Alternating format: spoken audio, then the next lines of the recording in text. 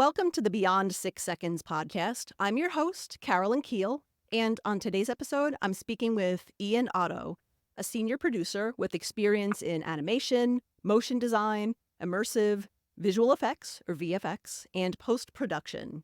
For many years, Ian worked in Berlin as a producer with studios like WOODBLOCK, Zeitguised, and Tamschick Media and Space, for clients like Gore-Tex, Samsung, Nike, Swatch, Mercedes-Benz, and Heineken Experience, as well as on smaller artistic projects. He's since moved to Copenhagen, Denmark, and since 2019 has been senior producer with WOODBLOCK for clients from all over the world. Ian, welcome to the podcast. Thank you. Thank you, Carolyn. Thank you for having me. Excited to be here. Yes, I'm excited to talk with you too. And the main topic that we're going to talk about today is that you recently have been speaking a lot about your experience having Tourette syndrome and how it interacts with your work and the rest of your life. So I'd love to learn more about your story with growing up with Tourette syndrome. So I guess, first of all, how did you discover that you have Tourette syndrome? I think it was mainly my parents or who discovered it because I was quite young. I was around 4 years old, walking to the kindergarten and always looking under my shoes. Like, always lifting my shoe and to look under the sole to see if there's some.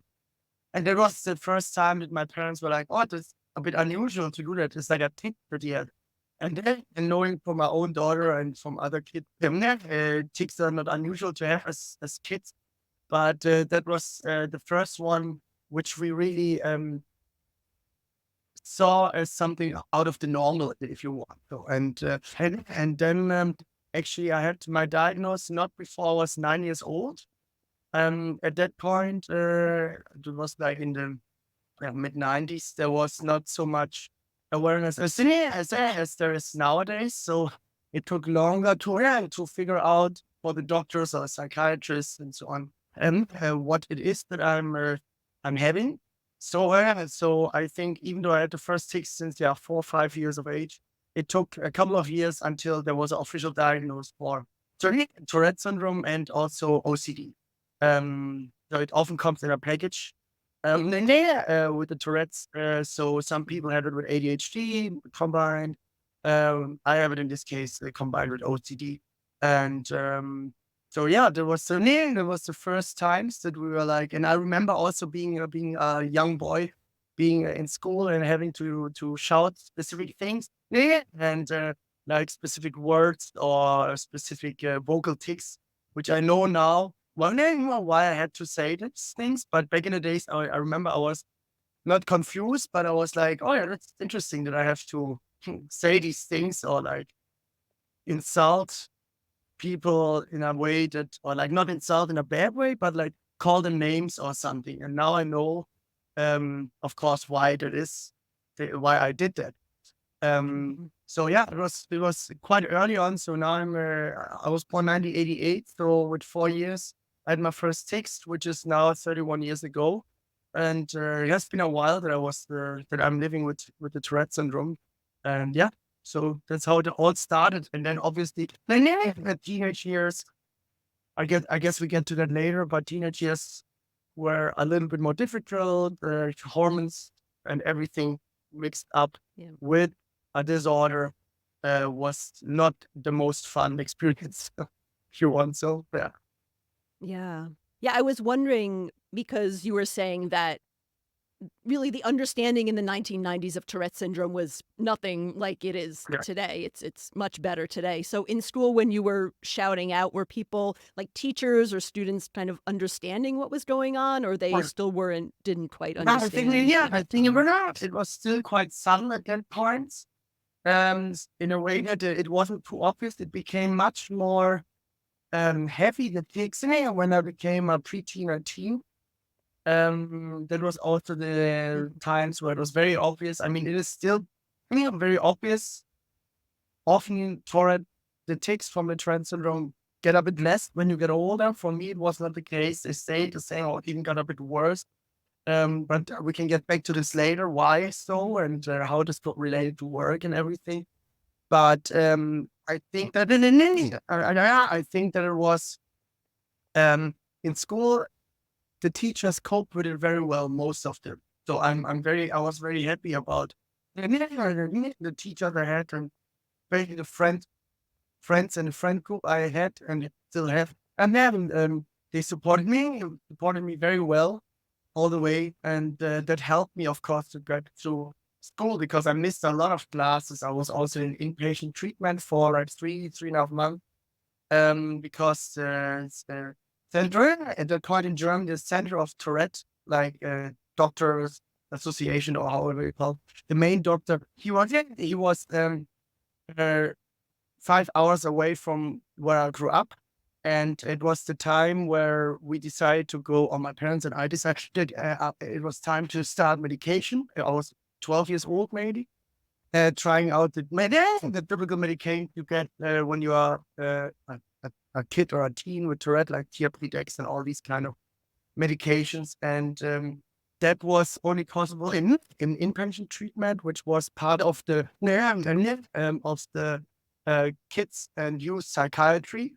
So, which means I was together with a lot of other teenagers and kids with all kinds of disorders or problems or um, issues. So it was for me very teachable months or interesting months because I learned a lot about also other people's issues, and it was also quite hard on me. But I think it was just part of the journey in some way, right? So I had Yeah. to start with medication around 12 years old. I started, I think, with the first Dex and all the other uh, usual suspects in terms of Tourette medication, which all, by the way, didn't work out for me. They were all only showing the side effects on me. So anxiety, kind of depressions, all these kind of things. I gained weight and stuff like that. So it was a wild ride, but thanks to friends and family again, it was for me possible to finish school. And in Germany, it's called gymnasium. That's like a high school in Germany. And Hmm. finish that and be, I would say, ready to continue with my life and like work, studying, work, etc. So Yeah, that's quite a journey, and yeah, we can talk more about this later, of course. But there is, Tourette's. There is medication for it, but as you said, the medication doesn't work for everyone. There are side effects that are pretty significant for a good yeah, amount of people, and so yeah, it really depends on the person in terms of what those treatments definitely. could be. As for every Yeah. medication, every patient, it's so Hmm. different that in my experience, can rarely say this works for everyone or for the majority. I mean, especially when it comes to very specific disorders or um, illnesses, then it's even more difficult in my experience to find the right medication right away. Um, and I'm still searching for that. I mean, I'm on medication, but it's not the final solution. And I don't know if there will be ever one, but Yeah. yeah, how it is, right? Yeah. So then, you mentioned, going through school and starting work. So what made you decide to start working in the industry now? And I know you're in Yeah, the creative industry, so if you can kind of share like what that is exactly in case yeah, people yeah. aren't familiar and how you got Yeah, into so that. basically, I always wanted to work. I never worked with film or music. I was there as a teenager. Already, I was early on skateboarding and filming my friends with a camera and editing and doing compositing, which is like doing all kinds of creative work. And I decided then to go to a film school where I studied after this gymnasium, which is like this German high school, and started to study in a field called digital film and animation, which I did for 2 years. And then going as an intern to a production company in Stuttgart, South Germany, where I'm coming from the restaurant. So I started actually making my hobby or my passion for film and pop culture into kind of my profession. Um, Although that my main focus is in working as a producer, basically for clients, is basically advertising my fields that I work with. So it wasn't my passion to work in advertising, but to have the medium film and be surrounded by creative people, artists, and so on. That was always something I was looking for, and I think I found for me personally, a perfect field to work in, because of course I work with a lot of clients from different backgrounds. It can be, it can be pharma, it can be automotive, it can be technical, like scientific projects. It can be basic campaigns for sneakers or for fashion industry. And there's a lot of people that are on the other side of the line, especially now where everything is on remote. And I'm anyway not sitting in our headquarters in Berlin, but on remote as like a single producer outpost in Copenhagen or other Copenhagen. But I think that what I always want is to work with creative people, and what I'm doing is I'm working with our artists on a project. I'm making the budget and the schedule for the client. I do this. I do the client communication. So I'm the bottleneck between the client or the agency, depends how the setup is, and us, the production company, the animation studio. Okay.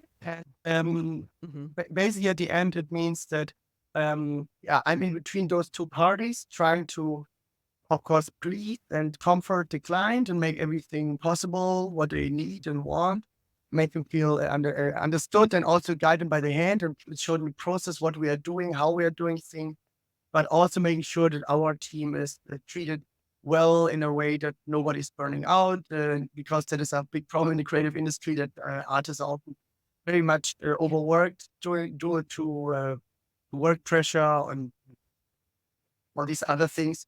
And also just making everyone feel comfortable in their position, and just getting a good result at the end of a project, which can be, and then it again can be simply a campaign, TVC, or a TV commercial, or it can be a short film, it can be whatever. But the main goal is that everyone can thrive in it, for me, in my team, and have a good time, and not feel like it's too much of a hassle. It should be still fun in some way. Of course, it's not always, but it should be still a pleasant work environment. And working with, in this case, WOODBLOCK, with the company I worked for the last 4 or 5 years, is for me a really nice setup, because I know the people, the artists, very well from the years I lived in Berlin, and that helps me being on remote as well, since I know them, and if I wouldn't know them that well, it would be a bit harder to be so far away for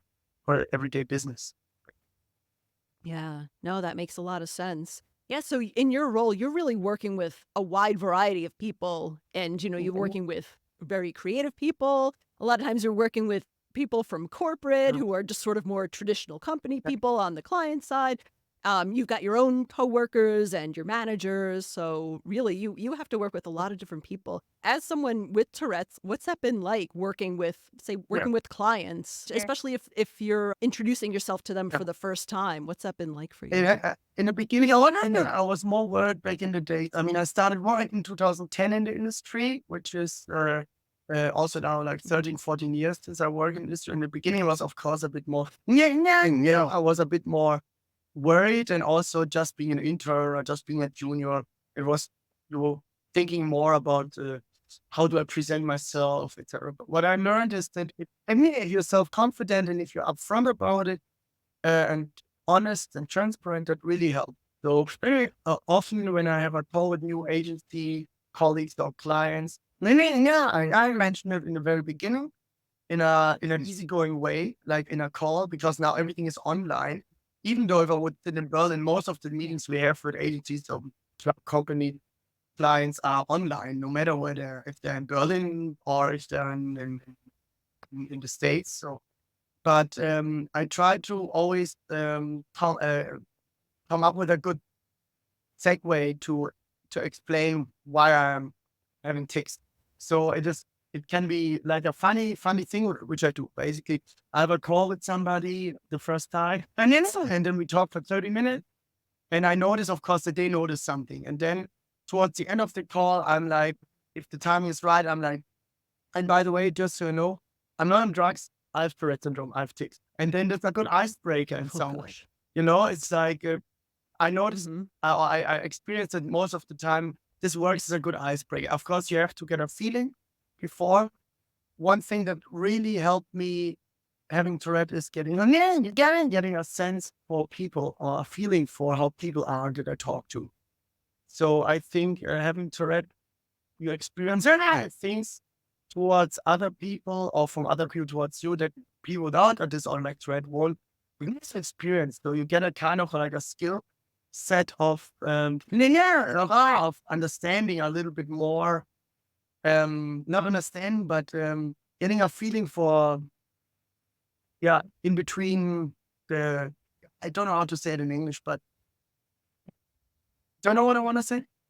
I think maybe it's almost like you get a feeling for how people might react to Yeah, things or how they think. exactly. A little bit like that. Yeah. Maybe. So Yeah. yeah, you Okay. can judge people a little better than I think. If I wouldn't, I can judge people better than I think I would.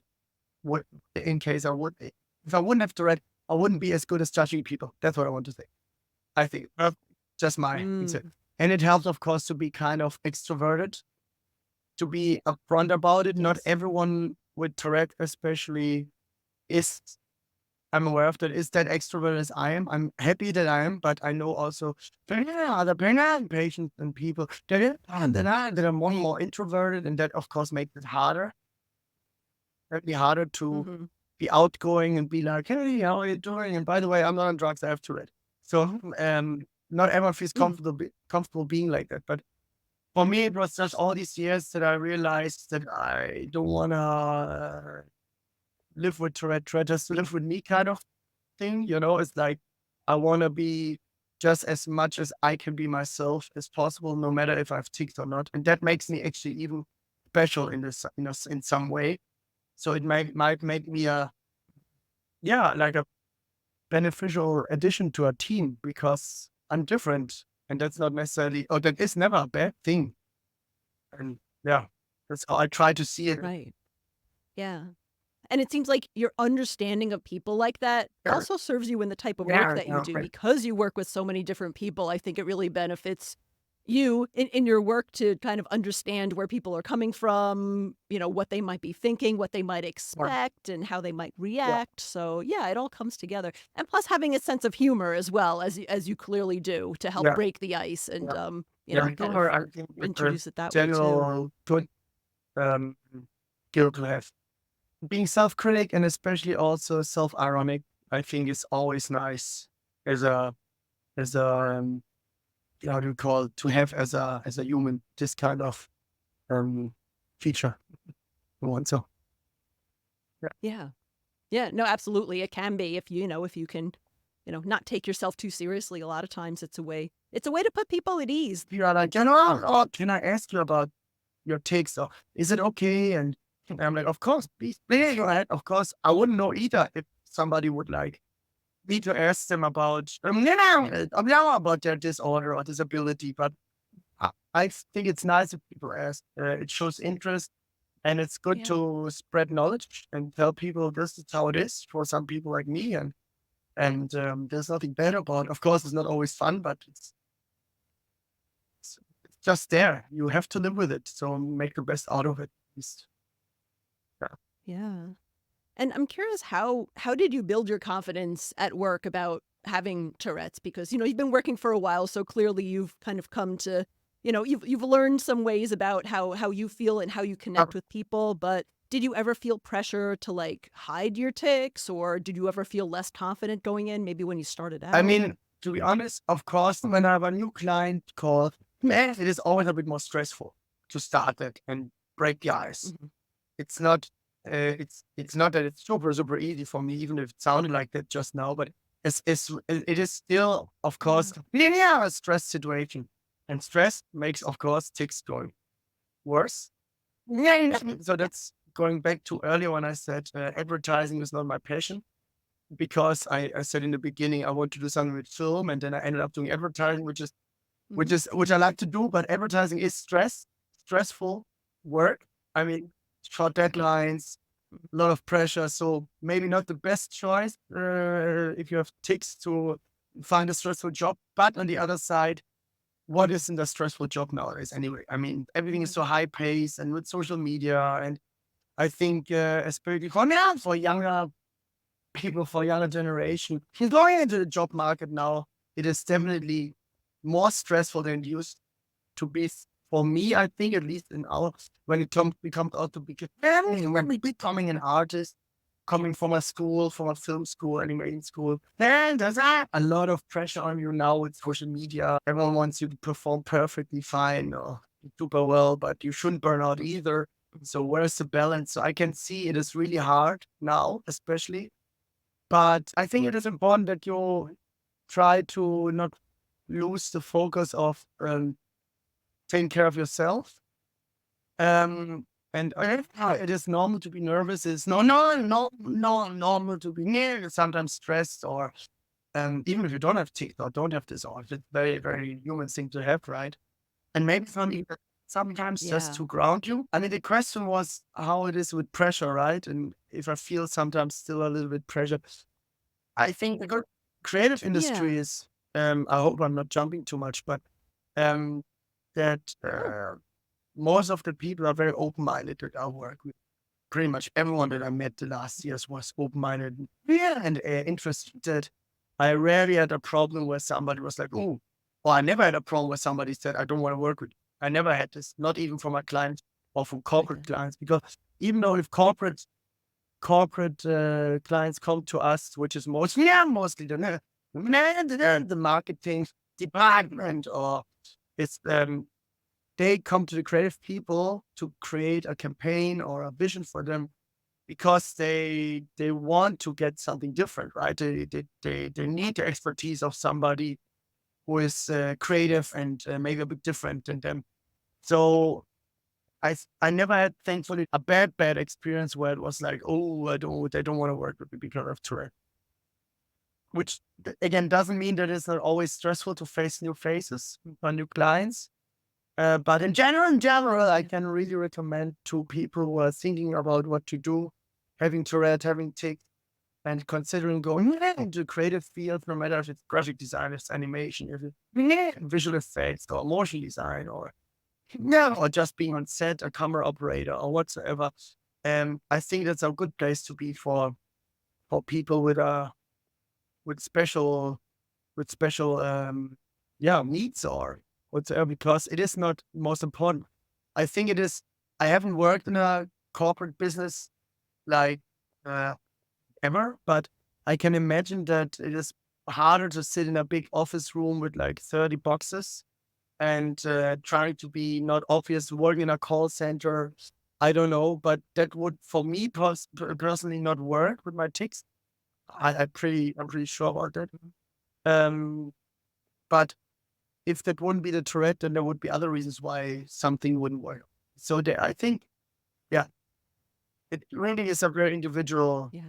decision. But I really like working in the creative industry because people actually admire if you're also different, if you want. So yeah. Very cool. That's cool.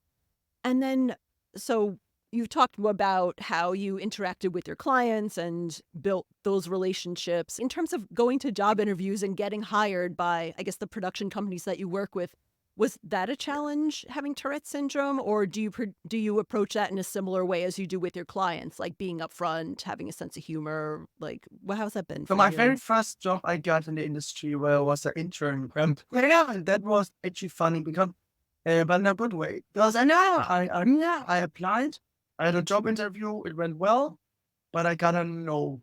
And then I asked the guy that I still know nowadays, and then well, why I got a Yeah. no? I would like to know more. And he just said he wasn't super sure if it was a good fit, but they gave me a second chance, and then I got the job. And then I wrote last year this Medium article, 14 years, 13 years later. And he told me or wrote that he was a bit concerned about me having tics in front with like corporate clients. But then he was like, let's just do it. Let's just do it. Let's give him a chance. He's motivated. He's skilled. Let's do it. And that was I didn't know that at that point, but that was a really nice decision from him to make, which is normal to have these thoughts, right? I would have the same thought if I wouldn't know. And then I would think, what if he says a swearing hit while he has a client meeting with the CEO of, Right. you never know. It can go both ways. But thankfully, it was a good decision of him to still hire me, and it showed that it worked out. And after that, I mean, I never had problems. I always talked about it quite openly. Mentioned it. I can't hide it anywhere, right? Yeah. It is not the Mhm. first. In the first 6 seconds, you notice that I have things. Yeah. Yeah. So that, Yeah. Yeah, it's always interesting. I know in the United States there, we have employment laws that are meant to prohibit discrimination for people with yeah. disabilities and but at the same time the law is there, but in Yeah. practice it's Yeah. so hard a lot of times for people because you never really Yeah. know why you're getting the feedback. And just like you said, you found out much later what really happened with that first interview, and that person wound up Yeah. giving you a chance. And I know you wrote Yeah. about that as well. Yeah. Yeah, it's interesting, right? I Yeah, mean, absolutely. yeah. I also can see it in some way Yeah. that it might be sometimes more challenging to have people like me on board, like from a team leader perspective.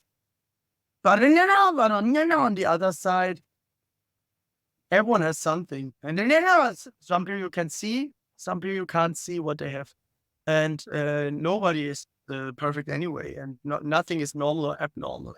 Everyone is special, and everyone has their special needs. Everyone has their special skills, and at the end, that's what I like about the creative industry. To go back to that again, it's more important what you can do than what you are. I mean, some people are big nerds and not really extroverted. Some people are having Tourette and being Yeah. super all over the place and loud.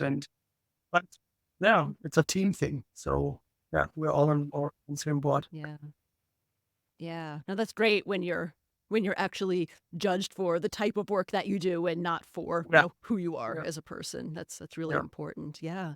And we were talking earlier about, medication around things that you were yeah. trying to help out with your Tourette's, but I guess in your everyday life besides medication, what helps you with your tics or your Tourette's, however you define help I for mean, you? if I could play guitar the whole day, I wouldn't have any tics. But I can't walk around with a guitar Mhm. around my neck. That's it's a bit difficult. So that's a typical thing, right? That you also have with other patients. And when I do music, it kind of disappears, and when I come back uh, to normal life, when I stop playing the guitar, it's back like that. The tics. Um, Oh. and and yes, I play way too little guitar the last years. I should do it more often, like I used to do, because it is the best medication for making it at least go away for a bit. Other than that, I'm taking a medication since many years, which is one of the standard ones for, I think, adult Tourette patients. It's like aripiprazole. It used to be called Abilify, which is Oh, now not yes. called that anymore. It was just a product name. Um, I mean, it still exists, but there's a lot of other companies who produce this thing now. So thankfully, it's not as expensive anymore. Mhm. Even though it is mostly covered in Germany or in Denmark, but after 10 years, the patent run out, so everyone could produce it. So it's that Right. one. And then I have sertraline as like a medication for the OCD, which helps quite well. So these two I'm taking as like conservative medication, and then I was actually one of the first patients in Germany back in the days. That got the cannabis medication prescribed. So that was I dronabinol, it's called. It's like an oil or alcohol mixed with cannabis. That you take, Okay. take Yeah. under the tongue, and then it takes 45 minutes, and then you can dosage it more or less.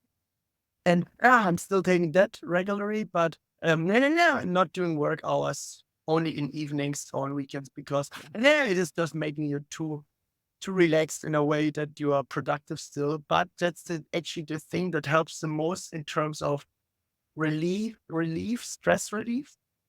The tics, motoric tics might not get better, or vocal tics might not disappear or get much better, but at least I'm not so stressed. And the one thing about Tourette that I have is the inner tension, the one that's making you very tense and very stressed inside. Like when you feel uncomfortable, when you are out, for example, in a public transportation, in a bus, and there's a lot of people, it's very warm. Yeah, you're sweaty, and then your tics, and you feel like you're exploding.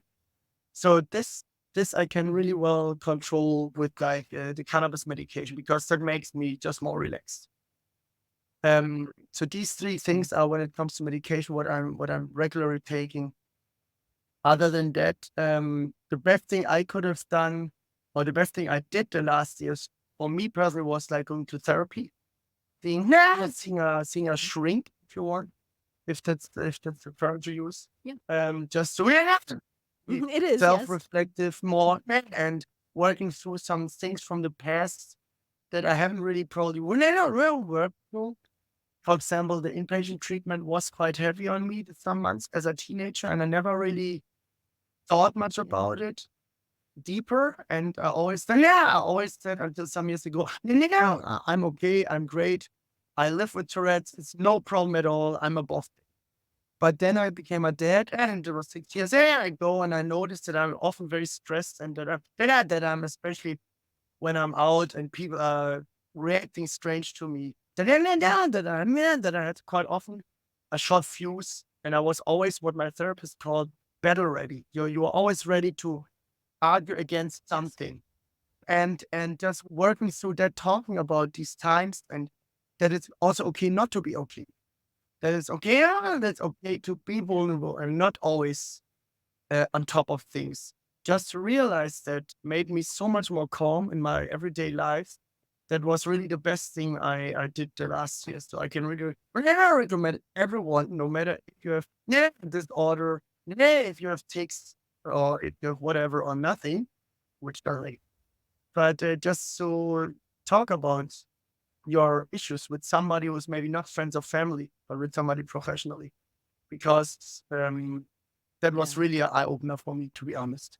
Definitely. I think when a lot of people think about Tourette syndrome, they think of, oh, tics. But as you were saying, it's so much more than that. It's the stress, it's the physical tension, because a lot of times that's part of it as well. It's sometimes, anger and Work. and trauma Yeah, in some ways. It's all yeah, of that. exactly.